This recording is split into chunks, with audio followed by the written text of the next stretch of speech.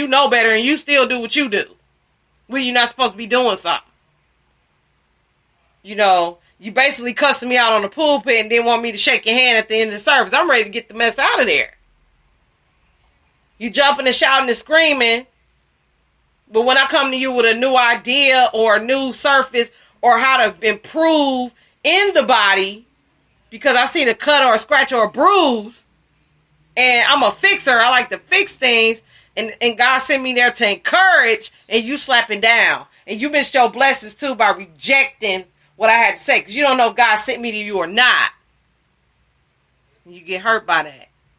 And you shut down. And you don't want to go to church. And not only that, you don't want to hear about God no more. And I was there. I'm surprised by the stuff that I went through. I'm not an atheist.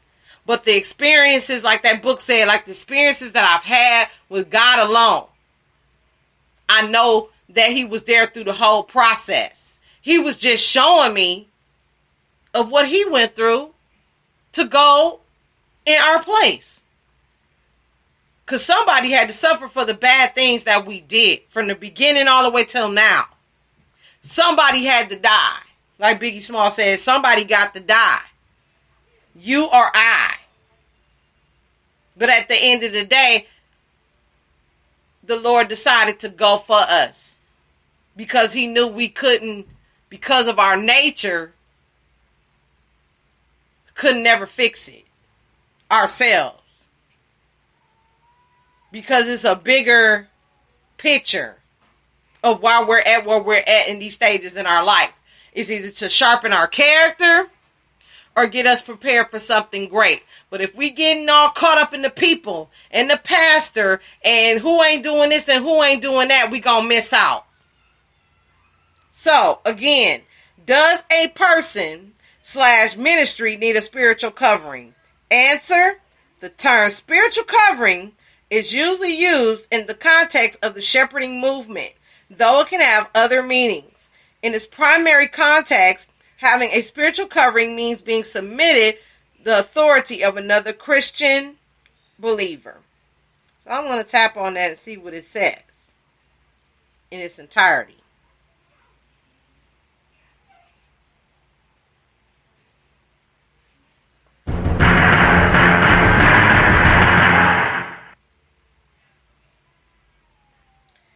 The term spiritual covering is usually used in the context of the shepherding movement, though it can have other meanings. In its primary context, having a spiritual covering means being submitted the authority of another Christian believer. The concept is taken to mean that for a person's spiritual life and or ministry to be valid in the eyes of God, person or ministry must be under direct submission to a specific person. This might be an elder or pastor of a church, an older or mature Christian, or some other authority figure. The idea that a spiritual covering is required was initially developed within the charismatic movement. Today, it is sometimes associated with the new apostolic Reformation, parts of Messianic Judaism, and the Hebrew Roots movement. According to the teaching of spiritual covering, Christians are not only accountable to God, but also to their leaders and elders. For biblical backing, supporters of spiritual covering cite verses such as Ephesians 5:2, 1 Thessalonians 5:12 through 13, 1 Corinthians 11:2 through 16, and 1 Peter 5:5. In practice, the concept of spiritual covering makes an earthly authority figure, an intercessor, or a substitute for God in the life of the person or ministry that has the covering. This has led some Christians to consult their designated shepherd prior to making career or family decisions. In some cases, professing Christians have claimed that, given an apparent choice between obeying God or their shepherd, they would obey their earthly shepherd. Naturally, this idea is not without controversy within Christianity. The teaching of spiritual covering has been blamed for various levels of authoritarian abuse.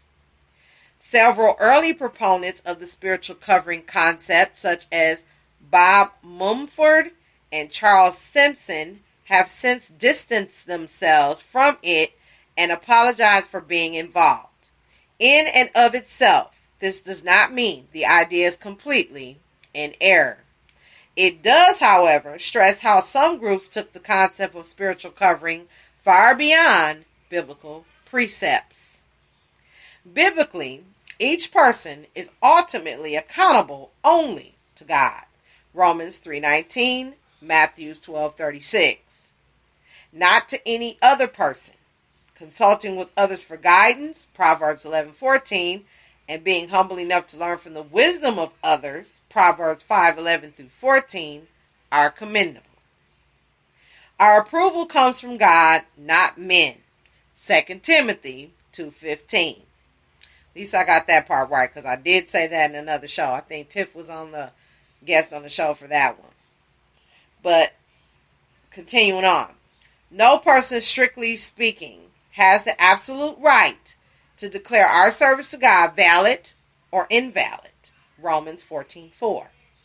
Mandating a human shepherd for our spiritual lives not only obscures our relationship to Christ, 1 Timothy 2:5, but it can lead to division within the church. 1 Corinthians 3:4-9. Jesus, in fact, speaks against excessive earthly authority. Matthew 20:25-28. Submission to the will of God is necessary for all people and for any activity that claims to be a ministry. Respect for authority, Romans 13:1, mutual submission, Ephesians 5:21, and cooperation between believers, John 13:34, are commanded in the Bible, and relying on the experience and wisdom of others is a matter of common sense. However, there is no biblically valid mandate for a spiritual covering under a particular person in order for our efforts to be legitimate. Recommended resource, The Subtle Power of Spiritual Abuse by Johnson Van Dieren.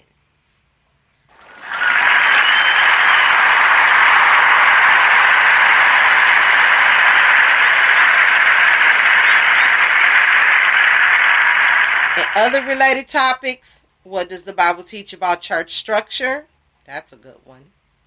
What is heavy shepherding? Who is the head of the church, biblically speaking? And what is the shepherding movement?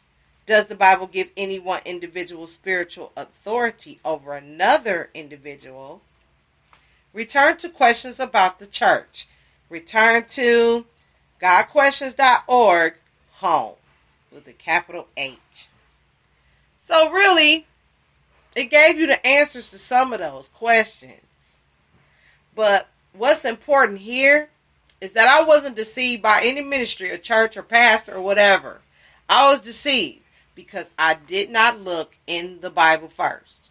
So, my spiritual covering will be the word that is biblically written. I will continue to seek the wisdom of others, only knowing that they studied the Bible themselves to show themselves approved. Well, that's all I really had to say. Good afternoon, morning, and evening, and I will see you soon. Peace.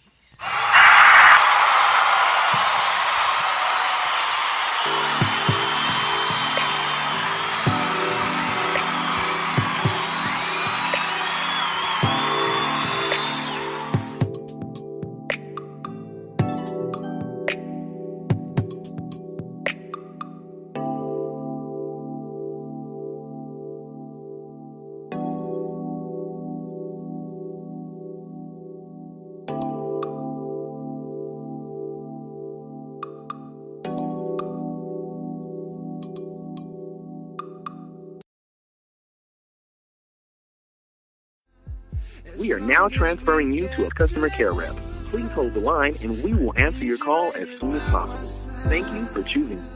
By the way, to ensure you're getting great service, your call may be recorded or monitored.